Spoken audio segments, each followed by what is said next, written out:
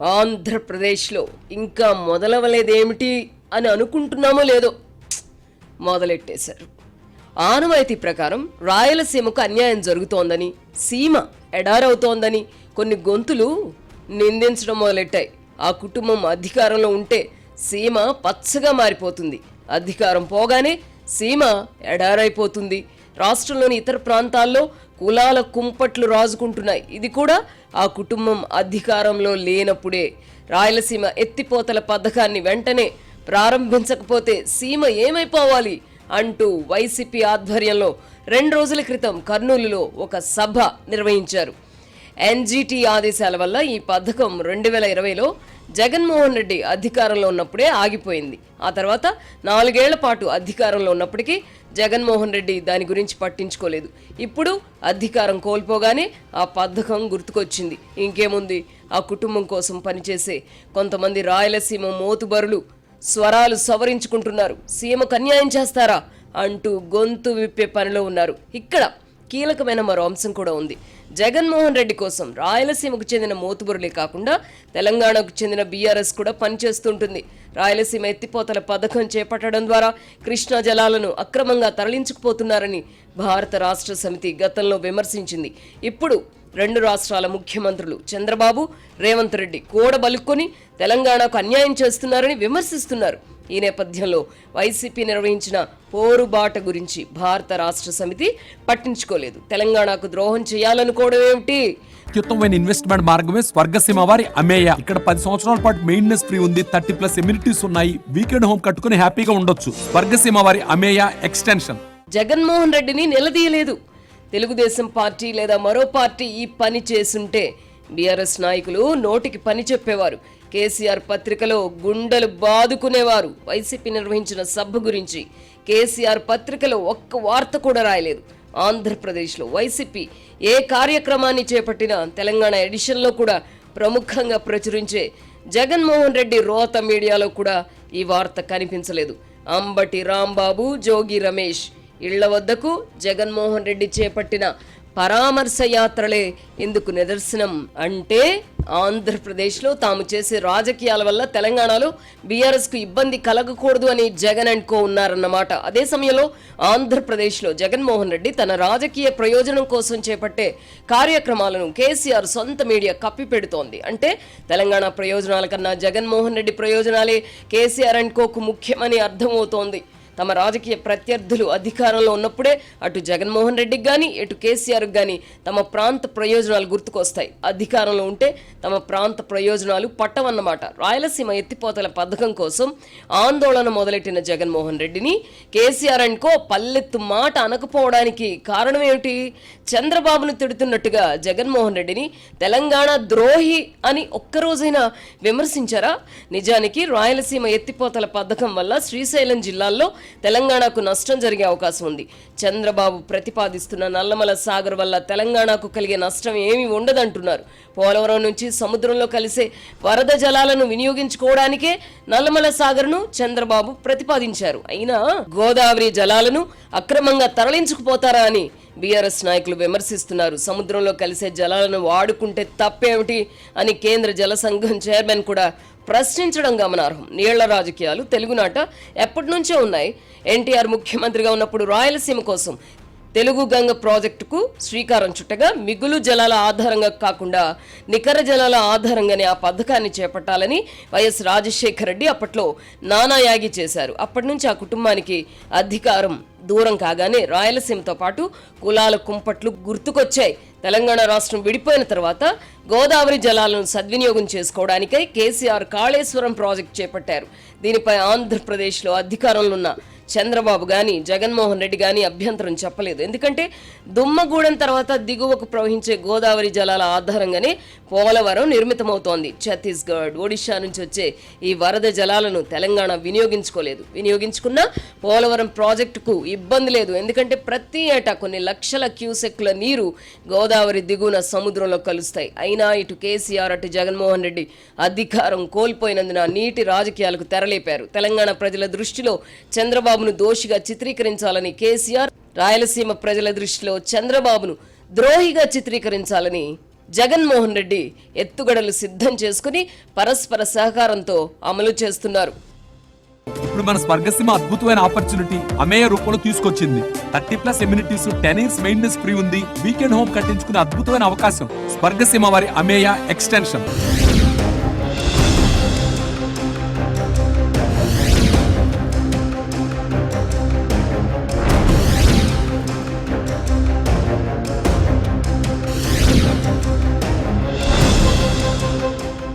తెలంగాణలో ముఖ్యమంత్రి రేవంత్ రెడ్డి, మాజీ ముఖ్యమంత్రి కేసీఆర్ మధ్య వైరం ముదురుతుండగా ఆంధ్రప్రదేశ్లో చంద్రబాబు, జగన్మోహన్ రెడ్డి మధ్య మొదటి నుంచి వైరం ఉంది. ఈ క్రమంలో తమ ప్రత్యర్థులను ఉమ్మడిగా ఎదుర్కోవాలని కేసీఆర్, జగన్మోహన్ రెడ్డి నిర్ణయించుకున్నారు. ఈ రెండు పార్టీలకు చెందిన సోషల్ మీడియా విభాగాలు కూడా కలిసికట్టుగా పనిచేస్తున్నాయి.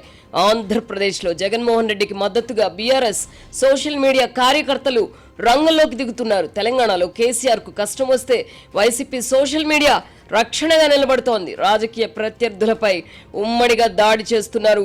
తెలంగాణ రాజకీయాలతో చంద్రబాబుకి ఏమి పని అని ప్రశ్నిస్తున్న కేసీఆర్ అండ్ కో ఆంధ్రప్రదేశ్ రాజకీయాలలో ఎందుకు వేలు పెడుతున్నారో వారికే తెలియాలి. తెలంగాణలో జల రాజకీయాలను బీఆర్ఎస్ ముమ్మరం చేయగా రాయలసీమ హక్కుల పేరిట జల రాజకీయాలకు వైసీపీ తెరలేపింది. రాజకీయంగా కష్టం వచ్చినప్పుడల్లా తెలంగాణను రక్షణ కవచంగా కేసీఆర్ అండ్ కో ఎలా వాడుకునే ప్రయత్నం చేస్తున్నారో ఆంధ్రప్రదేశ్లో అధికారం పోగానే వైఎస్ కుటుంబం రాయలసీమను రక్షణ కవచంగా వాడుకుంటూ వస్తోంది. ఇద్దరిది ఒకే దారి. ఆంధ్రప్రదేశ్లో అధికార మార్పిడి జరిగి ఏడాదిన్నర అయినందున జగన్మోహన్ రెడ్డి తన వద్ద ఉన్న అస్త్రశస్త్రాలకు పదును పెడుతున్నారు. రాయలసీమ ప్రజలను రెచ్చగొట్టడం కోసం స్కెచ్ సిద్ధం చేస్తూనే మిగతా జిల్లాల్లో కులాల కుంపట్లను రాజేయడం మొదలుపెట్టారు. ఉమ్మడి ఆంధ్రప్రదేశ్లో కమ్మ, కాపు కులాల మధ్య విద్వేష బీజాలు నాటింది కూడా ఆ కుటుంబమే. దాదాపు 3.5 దశాబ్దాల తర్వాత ఈ రెండు కులాల వారు ఒకే రాజకీయ వేదిక పంచుకుంటున్నారు. సహజంగానే ఇది జగన్మోహన్ రెడ్డి కడుపు మంటకు కారణమవుతోంది. కమ్మ కాపులది డెడ్లీ కాంబినేషన్. ఈ కాంబినేషన్ కి ఇప్పుడు బీసీలు, మాదిగలు, ముస్లింలు జత కలిశారు. దీంతో ఆంధ్రప్రదేశ్లో కూటమి బలమైన రాజకీయ వేదికగా రూపొందింది. ఈ కారణంగా గత ఎన్నికల్లో కూటమి 164 సీట్లలో గెలుపొందింది. అది కూడా భారీ మెజారిటీలతో. కమ్మ కాపులు కలవకుండా ఇప్పటిదాకా అడ్డుకుంటూ వచ్చారు. జగన్మోహన్ రెడ్డి అధికారంలో ఉన్నప్పుడు చోటు చేసుకున్న అరాచకాలను గమనించిన జనసేనాని పవన్ కళ్యాణ్ పరిణితి ప్రదర్శించి తెలుగుదేశం పార్టీతో చేతులు కలిపారు. పవన్ కళ్యాణ్ తెలుగుదేశంతో జట్టు కట్టకుండా అడ్డుకోవడానికై ఎన్నికలకు ముందు జగన్మోహన్ రెడ్డి చెయ్యని ప్రయత్నం లేదు. ఆ ప్రయత్నాలు ఏవి ఫలించలేదు. ఇప్పుడు అధికారంలోకి వచ్చిన కూటమిలో విభేదాలు రాకపోతాయని ఏడాదిన్నరగా ఎదురు చూశారు. అలాంటి సంకేతాలు కనిపించకపోగా కనీసం మరో 15 ఏళ్ల పాటు కూటమి ఐక్యంగా ఉంటుందని, రాష్ట్ర భవిష్యత్ కోసం అది అవసరమని పవన్ కళ్యాణ్ పదే పదే ప్రకటిస్తున్నారు. దీంతో కాపులను పవన్ కళ్యాణ్ నుంచి దూరం చేయడానికి జగన్ అండ్ కో వ్యూహ రచనకు శ్రీకారం చుట్టారు. కాపులు పవన్ కళ్యాణ్ కు దూరమైతే కూటమి దానంతటా అదే బలహీన పడుతుందన్నది వారి అభిప్రాయం. నగరం శరవేగంతో పెరుగుతుంది, పిల్లలు పెరుగుతారు. అలా పెరిగిన మహానగరంలో మన పిల్లలకంటూ ఒక మంచి ఆస్తి కావాలి కదా. అలాంటి ఆస్తి కోసమే స్వర్గసీమ వారి అమేయ ఎక్స్టెన్షన్ తమ వ్యూహాన్ని అమలు చేయడానికి అనువైన సమయం కోసం ఎదురు చూస్తూ వచ్చారు. అంబటి రాంబాబు రూపంలో అటువంటి అవకాశం వచ్చిందని భావించి తమ వ్యూహాన్ని అమలు చేయడం మొదలుపెట్టారు. రాజశేఖర్ రెడ్డి శిష్యుడిగా రాజకీయాల్లోకి వచ్చిన అంబటి రాంబాబు 2004లో మొదటిసారి ఎమ్మెల్యేగా గెలిచారు. ఆయన తనను తాను కాపు నాయకుడిగా ఎప్పుడూ ప్రకటించుకోలేదు. కాపు జాతి కోసం తాను రాజకీయాల్లోకి రాలేదని, తాను కాపు నాయకుడిని కాదని ఆయనే స్వయంగా ప్రకటించుకున్నారు కూడా. తన 3 కుమార్తెలలో 2 కమ్మ సామాజిక వర్గానికి చెందిన వారితో వెయ్యమందుకున్నారు. వాస్తవ నేపథ్యం ఇది కాగా జగన్ అండ్ కో ఇప్పుడు అకస్మాత్తుగా రాంబాబును కాపు నాయకుడిగా మార్చివేశారు. 4 రోజుల క్రితం అంబటి రాంబాబు ముఖ్యమంత్రి చంద్రబాబును పరుష పదజాలంతో దూషించారు. ప్రతిగా తెలుగుదేశం పార్టీకి చెందిన వారు అంబటి రాంబాబు ఇంటిపై దాడి చేశారు. నిజానికి ఇది తెలుగుదేశం పార్టీ సంస్కృతి కాదు. అయితే జగన్మోహన్ రెడ్డి పాలనలో ఇలాంటి దాడులు పరిపాటిగా ఉండేవి. నాటి దాడుల బాధితులు ఇప్పుడు ప్రతీకారం తీర్చుకోవడం కోసం ఎదురు చూస్తున్నారు. ఈ కారణంగానే గతంలో అడ్డగోలుగా ప్రవర్తించిన వారిపై ఇంకెప్పుడు చర్యలు తీసుకుంటారు, మీకు చేత కాదా అంటూ ముఖ్యమంత్రి చంద్రబాబును నిలదీస్తున్నారు. ప్రస్తుతం చంద్రబాబుది విచిత్రమైన పరిస్థితి. ప్రతీకారేచ్ఛతో రగిలిపోతున్న కార్యకర్తలను సంతృప్తి పరచడానికి చట్టవిరుద్ధమైన చర్యలను అనుమతించలేని స్వభావం ఆయనది. దీంతో ఇటు కార్యకర్తలను సంతృప్తిపరచలేక అటు చట్టవిరుద్ధ పోకడలను అనుమతించలేక చంద్రబాబు నలిగిపోతున్నారు. వైసీపీ నాయకులు ప్రవర్తించినట్టుగానే తెలుగుదేశం నాయకులు కూడా ప్రవర్తిస్తున్నారన్న అపవాదును మూటకట్టుకోవడానికి ఆయన ఇష్టపడడం లేదు. ఈ కారణంగానే అంబటి రాంబాబు, జోగి రమేష్ ఇళ్లపై దాడులు చేసిన వారిపై కేసులు కట్టించి అరెస్ట్ చేయించారు. జగన్మోహన్ రెడ్డి హయాంలో అరెస్టుల సంగతి దేవుడెరుగు. కనీసం కేసులు కూడా ఉండేవి కావు. ముఖ్యమంత్రిగా ఉన్న నన్ను తిడితే మా వాళ్లకు బీపీ పెరిగి ఎక్కడైనా చిన్న చిన్న సంఘటనలు జరుగుతాయి, అందులో ఏముంది అని సీఎంగా ఉన్నప్పుడు జగన్మోహన్ రెడ్డి సమర్థించుకునేవారు. ఇప్పుడు ముఖ్యమంత్రి చంద్రబాబును లకారాలతో దూషించినందున తెలుగుదేశం కార్యకర్తలకు కూడా బీపీ పెరిగి ఉంటుందని జగన్మోహన్ రెడ్డి సరిపెట్టుకోవడం లేదు. అలా సరిపెట్టుకోవాలనుకోవడం కూడా సరికాదు. దాడుల సంస్కృతిని ఖండించాల్సిందే. అయితే ఈ మొత్తం వ్యవహారంలో కులం కార్డును తెరపైకి తేవడం విశేషం. 30+ ఎమ్యూనిటీస్, 10 సంవత్సరాల మెయింటెనెన్స్ ఫ్రీ రిసార్ట్ సదుపాయం, అతి తక్కువ బడ్జెట్ లో వీకెండ్ హోమ్ కట్టించుకునే అవకాశం. బెంగళూరు హైవేకి త్రిబులార్కి దగ్గరగా స్వర్గసీమ వారి అమేయ ఎక్స్టెన్షన్.